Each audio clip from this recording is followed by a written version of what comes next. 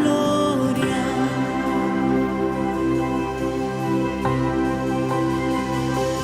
Digno eres de todo el honor, digno de alabanza y loor. Digno eres de toda adoración. A ti sea la gloria.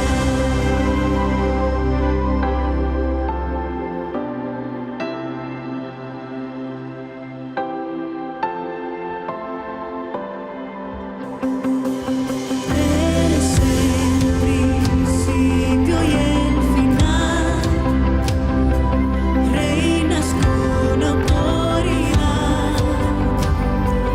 Las naciones a una voz proclamarán, a ti sea la gloria. Digno eres de todo el honor, digno de alabanza y loor. Digno eres de toda la adoración. A ti sea la gloria.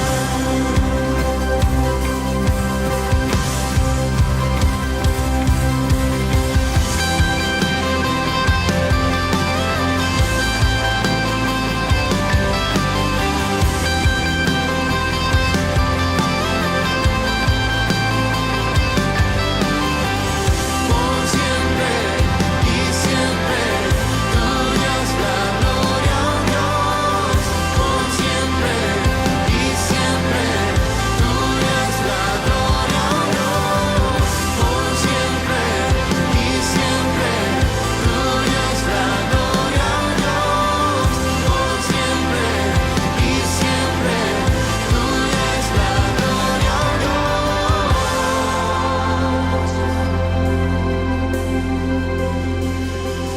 Cuando estemos frente a ti, Señor, y las coronas a tus pies, cantaremos por toda la eternidad.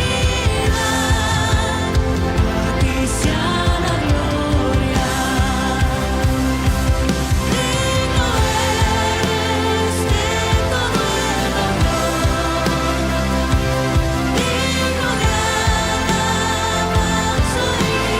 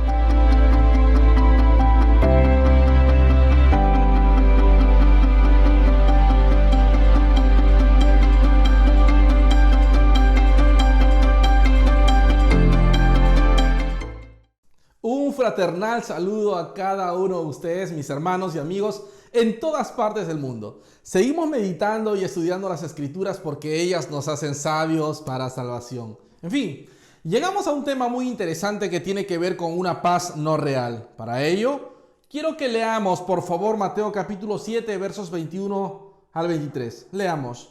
No todo el que me dice, Señor, Señor, entrará en el reino de los cielos, sino el que hace la voluntad de mi Padre que está en los cielos. Muchos me dirán en aquel día, Señor, Señor, ¿no profetizamos en tu nombre y en tu nombre echamos fuera demonios y en tu nombre hicimos muchos milagros?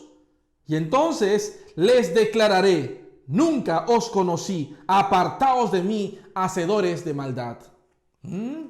Estas palabras son las más solemnes que haya pronunciado en este mundo no solo algún hombre, sino más bien el mismo Hijo de Dios. En realidad, si alguien, un simple hombre, pronunciara palabras así, nos sentiríamos obligados no solo a criticarlo, sino a condenarlo. Pero son palabras que pronunció el Hijo de Dios y en consecuencia exigen nuestra máxima atención. ¿Cuántas veces, me pregunto, las hemos examinado o hemos oído predicar acerca de ellas? ¿No debemos acaso declararnos culpables del hecho de que, aunque pretendamos creer en toda la Biblia, en la práctica a menudo negamos parte de ella al prescindir de la misma, simplemente porque no favorece a la carne o porque nos perturba? Pero si creemos realmente que esta es la palabra de Dios, debemos examinarla toda y en especial debemos tener cuidado de evitar esos argumentos espaciosos con los que algunos tratan de rehuir a la enseñanza clara de la Biblia. Estas palabras son sumamente solemnes y la única forma de considerarlas de verdad es examinarlas a la luz del hecho de que llegará un día en que todos los escenarios humanos desaparecerán.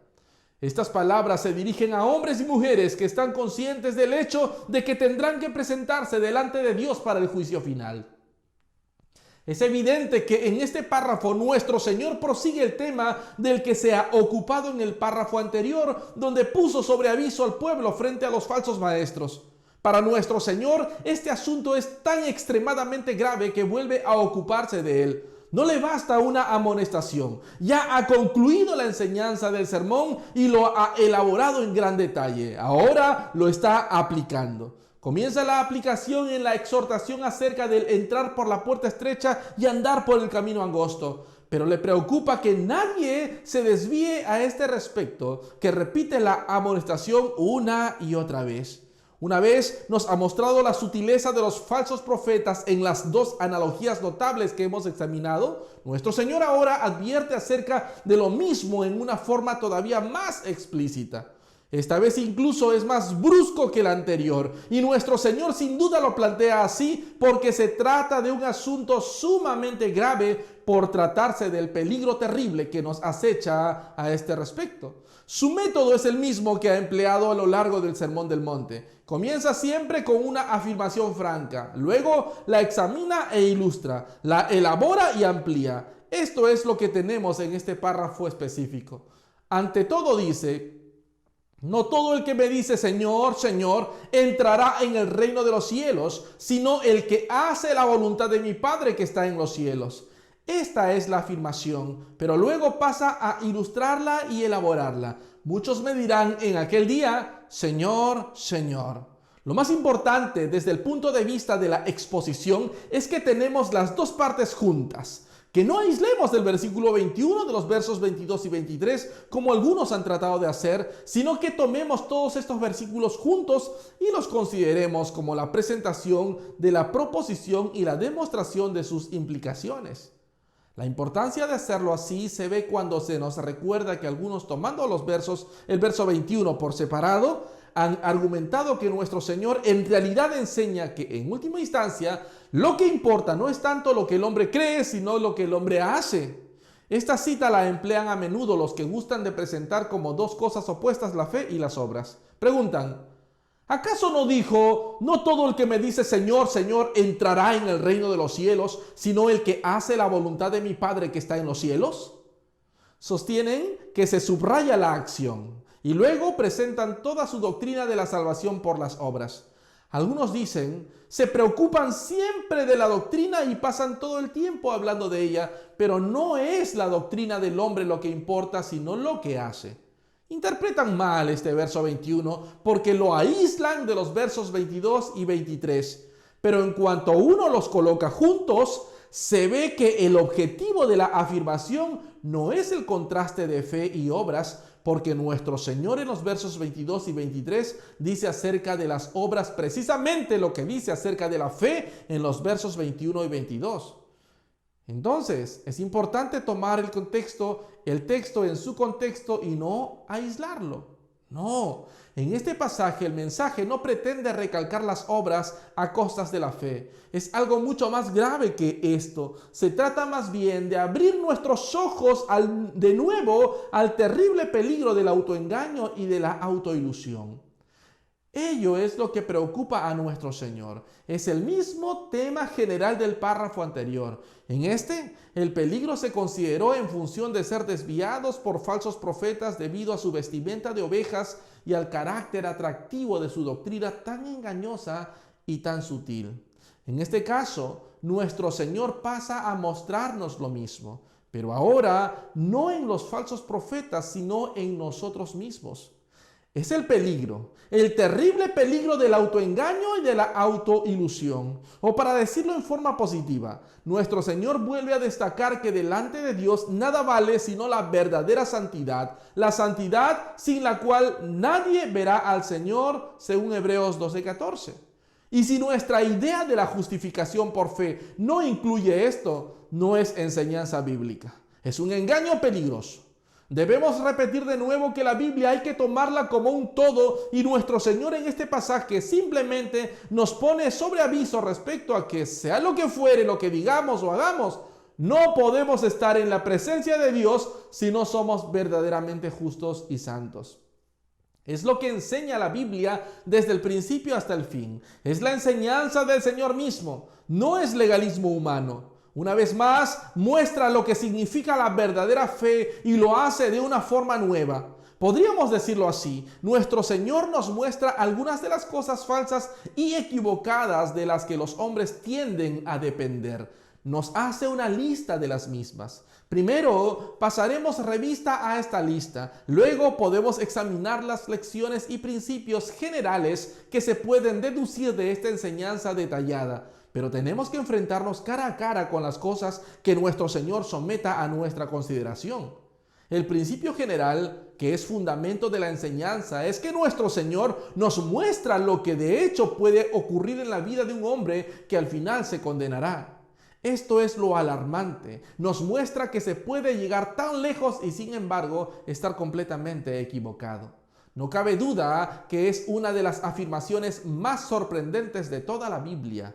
La primera prueba falsa en la que muchos descansan es más bien sorprendente. No es sino una creencia correcta. No todo el que me dice Señor, Señor, entrará en el reino de los cielos, sino el que hace la voluntad de mi Padre que está en los cielos. Hay personas, dice nuestro Señor, de hecho, que me dicen Señor, Señor, y sin embargo nunca entrarán en el reino de los cielos. Debemos explicar esto con cuidado.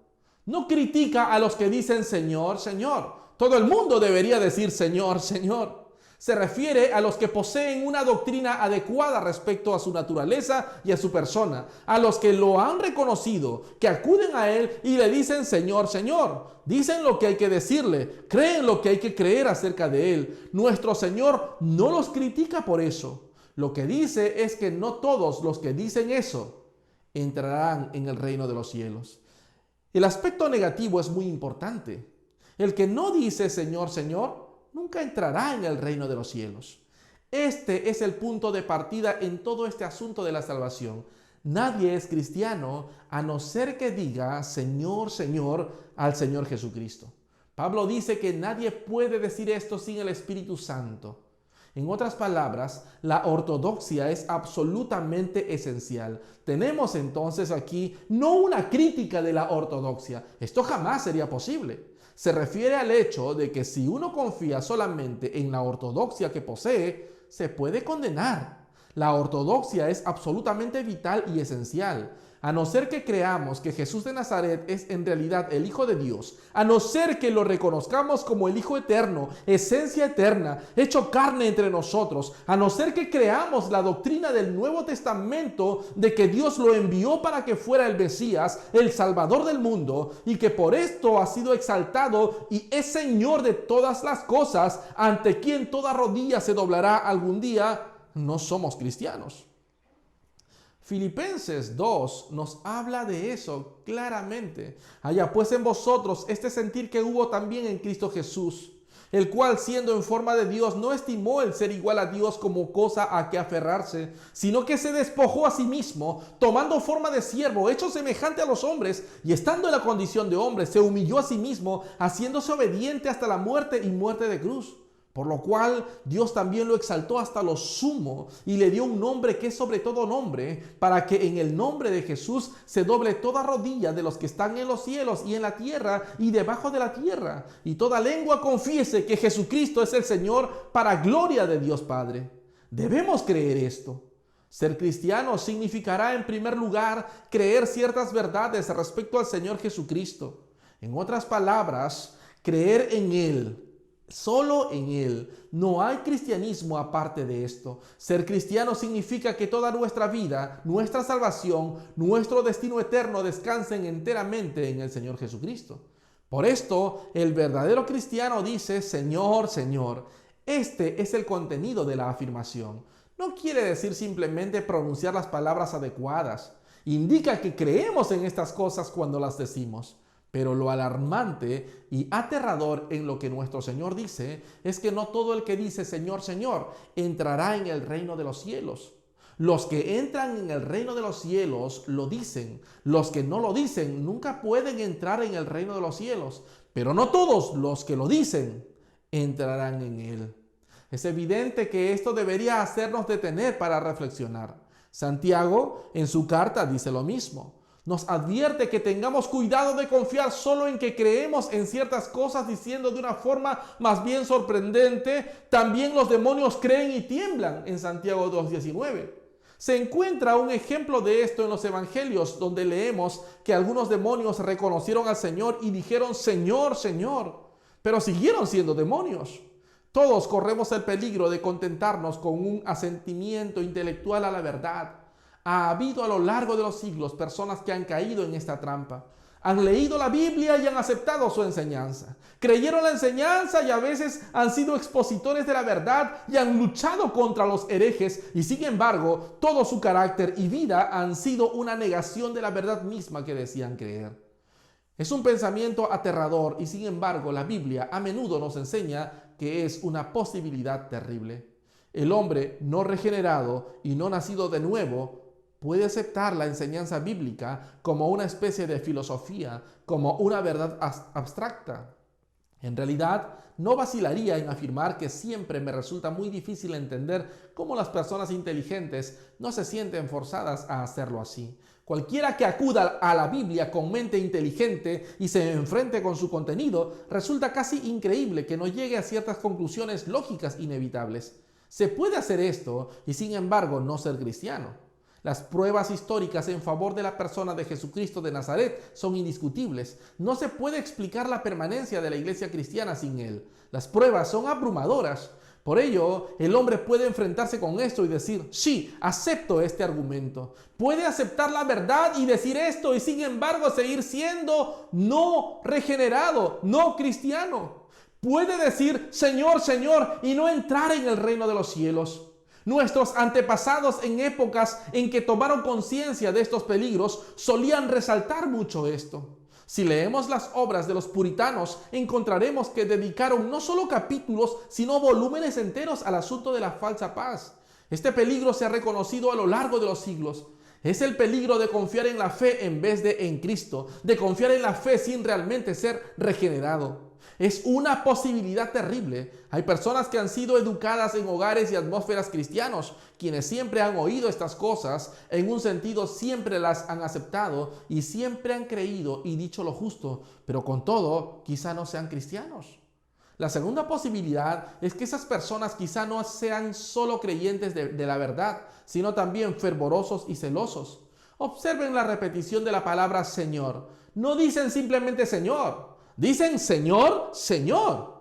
Estas personas no son creyentes intelectuales solamente. Hay un elemento de sentimiento. La emoción está involucrada. Parecen ansiosos y llenos de fervor. Sin embargo, nuestro Señor dice que incluso eso puede ser completamente falso y que hay muchos que llenos de celo y fervor dicen las cosas adecuadas acerca de Él y a Él y sin embargo no entrarán en el reino de Dios. ¿Cómo se explica esto? Hay que explicarlo así. Una de las cosas más difíciles, y todos los cristianos deben aceptarlo así, es distinguir entre fervor genuinamente espiritual y un celo y entusiasmo carnales, animales. El espíritu y el temperamento animal natural pueden muy bien hacer que el hombre sea ferviente y celoso. El hombre puede nacer con una naturaleza enérgica y un espíritu entusiasta y ferviente. Algunos de nosotros debemos tener más cuidado que otros en esto. No hay nada acerca de lo cual el predicador necesite tener más seguridad que el celo y fervor que pone en su predicación no nazcan de su temperamento natural, sino de la verdadera fe en Cristo. Es algo muy sutil. Se prepara el mensaje y una vez preparado puede sentir satisfacción y complacencia en el orden y desarrollo de los pensamientos y en ciertas formas de expresión. Si es de naturaleza enérgica y ferviente, puede muy bien sentirse emocionado ante esto, sobre todo cuando predica el sermón, pero puede nacer totalmente de la carne y no tener nada que ver con los asuntos espirituales. Todos los predicadores saben qué quiere decir esto, y quien quiera que haya tomado parte alguna vez en oraciones públicas lo sabe también. Uno puede sentirse arrastrado por su propia elocuencia y por lo que está haciendo y no por la verdad que ello contiene. Hay personas que parecen pensar que su deber es ser fervientes y emotivos. Algunas personas nunca oran en público sin llorar y algunos tienden a pensar que sienten más que otros, pero esto no se sigue necesariamente. El tipo emotivo es más propenso a llorar cuando ora, pero esto no significa necesariamente que sea más espiritual.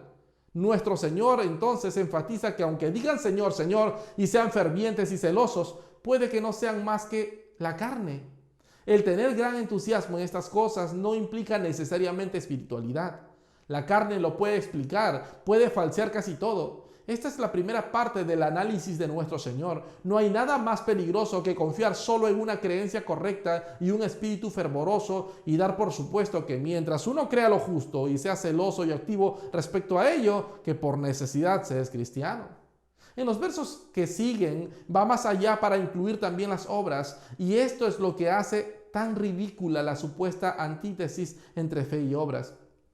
¿Cuáles son entonces las obras que Jesús el Señor puede realizar el hombre y con todo permanecer fuera del reino? Es una lista realmente alarmante y aterradora. Lo primero que dice es: muchos me dirán en aquel día, Señor, Señor, ¿no profetizamos en tu nombre? Profetizar significa ofrecer un mensaje espiritual. El Nuevo Testamento habla a menudo acerca de la profecía. Pablo se ocupa de ella por extenso en 1 Corintios en relación con los varios dones que se ejercitaban en la iglesia. En esos días, antes de que se escribiera el Nuevo Testamento, ciertos miembros de la iglesia recibían mensajes y capacidad para transmitirlos por el Espíritu Santo. Esto significa profetizar, y nuestro Señor dice que habrá muchos que vendrán a Él en el día del juicio para decirle que han profetizado en su nombre. No en el de ellos mismos, sino en su nombre. Pero Él les dirá: nunca os conocí, apartaos de mí, hacedores de maldad. Podríamos interpretar esto para nuestro propio tiempo en la siguiente manera. Es posible que alguien predique la doctrina correcta y en el nombre de Cristo, y sin embargo, él mismo esté fuera del reino de Dios. Eso dice la afirmación, nada menos. Si otro que no fuera nuestro Señor Jesucristo hubiera dicho esto, no lo creeríamos. Además, sentiríamos que es una persona criticona y de mente estrecha, pero lo dice el Señor mismo. Esto se enseña a menudo en la Biblia. ¿Acaso no fue esta, por ejemplo, la situación exacta de un hombre como Balaam? Presentó el mensaje debido y sin embargo fue un profeta corrupto y pérfido, réprobo. Comunicó en cierto sentido el verdadero mensaje y enseñanza y él mismo se mantuvo fuera. ¿Acaso Dios no utilizó a Saúl de la misma forma? De vez en cuando el espíritu de profecía descendía sobre él y sin embargo Saúl también permaneció fuera. Cuando uno entra en el Nuevo Testamento, encuentra que estas cosas se formulan de manera más explícita todavía. Pablo, conociendo estos terribles peligros, dice: golpeo mi cuerpo y lo pongo en servidumbre, no sea que habiendo sido heraldo para otros, yo mismo venga a ser eliminado. Cuando habla de poner el cuerpo en servidumbre, no solo piensa, como a menudo se imagina la gente, acerca de ciertos pecados de la carne, sino que se refiere a toda su vida. El hombre tiene que poner su cuerpo en servidumbre tanto en el púlpito como en la calle. Someter el cuerpo a servidumbre significa dominar, controlar y sujetar todo lo que la carne desea hacer. La carne trata de sacar cabeza siempre. El apóstol Pablo nos dice en este mismo contexto de la predicación que golpeó, azotó y castigó su cuerpo a fin de que, habiendo predicado a otros, él mismo no fuera eliminado. O tomemos la maravillosa afirmación de esta verdad en 1 Corintios 12, versos 1 al 3. Si yo hablase lenguas humanas y angélicas y no tengo amor, vengo a ser como metal que resuena o címbalo que retiñe. O también, y si tuviese profecía y entendiese todos los misterios y toda la ciencia, y si tuviese toda la fe y no tengo amor, nada soy. Lo que el apóstol Pablo dice: puedo predicar como un ángel, puedo ser extraordinariamente elocuente, la gente me puede considerar el orador mejor del mundo, puedo hablar acerca de las cosas de Dios y con todo estar fuera del reino. Todo es inútil si carezco de las cualidades que me hacen cristiano. El hombre puede, pues, profetizar y permanecer fuera. Pensemos también en la afirmación de Pablo en Filipenses 1:15, donde afirma de ciertas personas: predican a Cristo por envidia y contienda. Su motivo es equivocado, sus pensamientos son erróneos, pero predican a Cristo, dicen cosas adecuadas acerca de Cristo. Pablo se alegra de su predicación, aunque ellos están equivocados porque lo hacen con un espíritu erróneo, guiado por la envidia y el deseo de sobresalir por encima del apóstol. Debemos caer en la cuenta, pues, que es de hecho posible que el hombre predique la doctrina correcta y sin embargo quede fuera del reino. Nuestro Señor dijo en cierta ocasión a los fariseos: vosotros sois los que os justificáis a vosotros delante de los hombres, mas Dios conoce vuestros corazones, porque lo que los hombres tienen por sublime delante de Dios es abominación. Es un pensamiento aterrador y, según yo lo entiendo, significa que en el día del juicio nos encontraremos con grandes sorpresas. Encontraremos a hombres que han sido alabados como predicadores y que quedaron fuera del reino. Dijeron lo justo y lo dijeron maravillosamente, pero nunca tuvieron en ellos la vida y la verdad. Todo era carnal. Y estas personas no solo profetizan, sino que incluso arrojan demonios. Observemos de nuevo la repetición de "en tu nombre". En tu nombre echamos fuera demonios. Incluso es posible que una persona haga esto y que quede fuera del reino. Es fácil demostrarlo. ¿Acaso no está bien claro en el Nuevo Testamento que incluso Judas tuvo ese poder? Nuestro Señor envió a sus discípulos a predicar y a arrojar demonios y regresaron diciéndole, llenos de entusiasmo en una ocasión: aún los demonios se nos sujetan en su nombre. Es evidente que esto se aplicó también a Judas. Nuestro Señor puede dar poder a un hombre, pero el hombre mismo puede estar perdido. También hay otros poderes que pueden capacitarnos para hacer cosas notables y sorprendentes. Recordemos que en una ocasión, cuando el pueblo acusó a nuestro Señor de hacer milagros en el poder de Beelzebú, les replicó diciendo: si echo fuera a los demonios por Beelzebú, ¿por quién los echan vuestros hijos? Eran exorcistas judíos. En Hechos 19 encontramos a personas que se describen como hijos de Seba y que tenían el mismo poder. Vemos entonces que ciertas personas pueden incluso arrojar demonios en el nombre de Cristo y con todo esto estar fuera del reino. Finalmente, nuestro Señor llega al punto culminante que plantea de la siguiente manera: estas personas podrían decirle que en su nombre han hecho muchas cosas maravillosas y sin embargo están fuera del reino. ¿Cómo demostraremos o demostramos que esto es posible? Parte de la prueba sin duda se encuentra en el caso de los magos de Egipto. Recordemos que cuando Moisés fue enviado para liberar a los hijos de Israel y hacer milagros, los magos de Egipto pudieron imitarlo fraudulentamente y repetir hasta cierto punto esos milagros. Hicieron muchas obras maravillosas, pero no hay que confiar solo en esto. Nuestro Señor dice en Mateo 24:24, porque se levantarán falsos cristos y falsos profetas y harán grandes señales y prodigios, de tal manera que engañarán, si fuera posible, aún a los escogidos. Estas son las palabras de Cristo, pero tomemos las palabras de Pablo en 2 de Tesalonicenses, capítulo 2, verso 8. Y entonces se manifestará aquel inicuo a quien el Señor matará con el espíritu de su boca y destruirá con el resplandor de su venida, inicuo cuyo advenimiento es por obra de Satanás, con gran poder y señales y prodigios mentirosos. Estas cosas se profetizan. En otras palabras, el hombre puede mostrar grandes resultados, tales como curaciones y demás, y sin embargo, todo esto nada significa. Y no debería sorprendernos esto. ¿Acaso no estamos aprendiendo cada día más acerca de los poderes innatos que los hombres tienen incluso en un sentido natural? Existe el don natural de la curación. Es una especie de poder natural, casi mágico, que tienen ciertas personas. Por ejemplo, todo el asunto de la electricidad en el cuerpo humano es sumamente interesante. Apenas estamos comenzando a entenderlo. Hay personas como los saoríes que poseen ciertos dones curiosos. Un saorí, a veces llamado radiestesista o rabdomante, es alguien que afirma que puede detectar cambios del electromagnetismo a través del movimiento espontáneo de dispositivos simples sostenidos por sus manos, normalmente una varilla de madera o metal en forma de Y o L o un péndulo. Los saoríes afirman ser capaces de detectar la existencia de flujos magnéticos o líneas ley, corrientes de agua, vetas de minerales, lagos subterráneos, etcétera, a cualquier profundidad, y sustentan la eficacia de la técnica en razones psicológicas y los movimientos de los instrumentos por el efecto ideomotor. Luego está todo el asunto de la telepatía, de la comunicación de pensamiento y de la percepción extrasensorial. Apenas estamos empezando a conocer estas cosas. Como resultado de estos dones y poderes, muchos pueden hacer cosas maravillosas y sorprendentes sin ser cristianos. El poder natural del hombre puede imitar los dones del Espíritu Santo hasta cierto punto. Y claro está, la Biblia nos recuerda que Dios, en su voluntad inescrutable, a veces decida dar estos poderes a hombres que no les pertenecen a fin de que realicen sus propósitos. Escoge hombres para sus propios fines, aunque los hombres mismos permanezcan fuera del reino. Dios fue quien llamó y utilizó al pagano Ciro. Debemos recordar sobre todo el poder del demonio. El demonio, como enseña Pablo en 2 Corintios 11:14, se puede transformar en ángel de luz. Y el demonio, como ángel de luz, persuade a veces a la gente de que son cristianos cuando no lo son.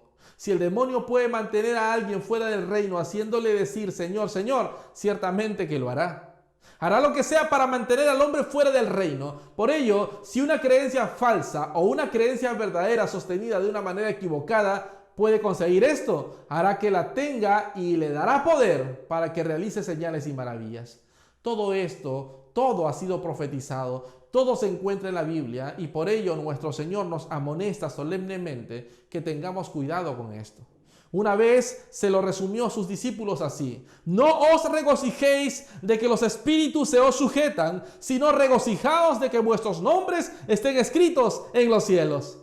Habían sido enviados a predicar y a arrojar demonios y habían tenido mucho éxito. Regresaron llenos de orgullo por todo lo que había sucedido, y nuestro Señor les dice, de hecho, ¿acaso no os dije en el Sermón del Monte que los que están fuera del reino pueden predicar en mi nombre y arrojar demonios y hacer muchas obras maravillosas? No os dejéis engañar por estas cosas. Traten de asegurarse vosotros mismos. Lo que importa es vuestro corazón. ¿Está vuestro nombre escrito en los cielos? ¿Me pertenecéis realmente? ¿Tenéis esta amistad, esta justicia que enseño? No todo el que me dice Señor, Señor, entrará en el reino de los cielos. La forma de someterse a prueba a uno mismo, la manera de someter a prueba a cualquier persona, es mirar debajo de la superficie.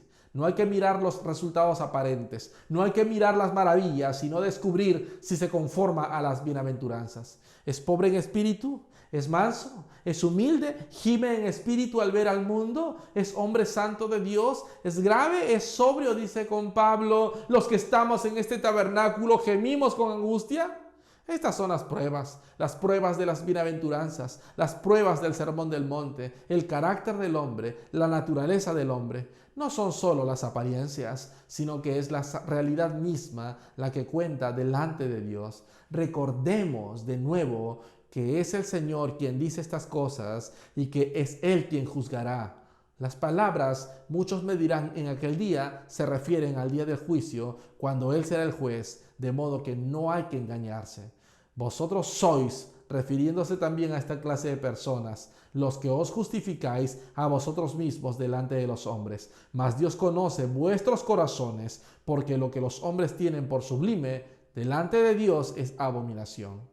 El cristiano del Nuevo Testamento es una clase concreta de personas, es inconfundible. Leamos el Nuevo Testamento, escribamos las señales distintivas del hombre del Nuevo Testamento, aprendámosla, meditemos acerca de ellas, apliquémonoslas a nosotros mismos y a los demás. Hagamos esto, dice nuestro Señor, y nunca nos equivocaremos, nunca quedaremos fuera de esa puerta estrecha y camino angosto.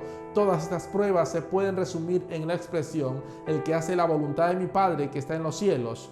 Que Dios me conceda sinceridad al enfrentarnos con esta verdad aterradora, esta verdad por la que tendremos que responder cuando el escenario terrenal haya desaparecido y estemos frente al Señor de señores. Si sentimos que estamos condenados, confesémoslo a Dios. Sintamos hambre y sed de justicia, acudamos al Señor con fe, a nuestro Señor Jesucristo, pidámosle a Él que nos lo dé, cueste lo que cueste, cualesquiera que sean sus efectos y resultados, y Él nos lo dará, porque Él ha dicho: bienaventurados los que tienen hambre y sed de justicia, porque ellos serán saciados. Te damos gracias, Señor, por este tiempo. Toda la gloria y la honra es solamente para ti. Ayúdanos, Señor, a ser coherentes y consecuentes, no solo en lo que creemos, en lo que enseñamos, sino en lo que vivimos. Perdona, Señor, nuestro pecado. Límpianos de toda maldad, Señor. Ayúdanos a vivir y caminar en fe. Tuya es la gloria, en el nombre de Jesús. Amén. Amén. Que Dios les bendiga, iglesia. Gracias a Dios por este nuevo tiempo. Ya pronto nos empezaremos a reunir presencialmente y queremos ya verlos. Que Dios los guarde. Siempre al final hay unos números de contacto. Queremos conocerlos. Si es la primera vez que nos escuchas, queremos conocerte. Que Dios te bendiga. Que tengas una estupenda semana. Hasta pronto.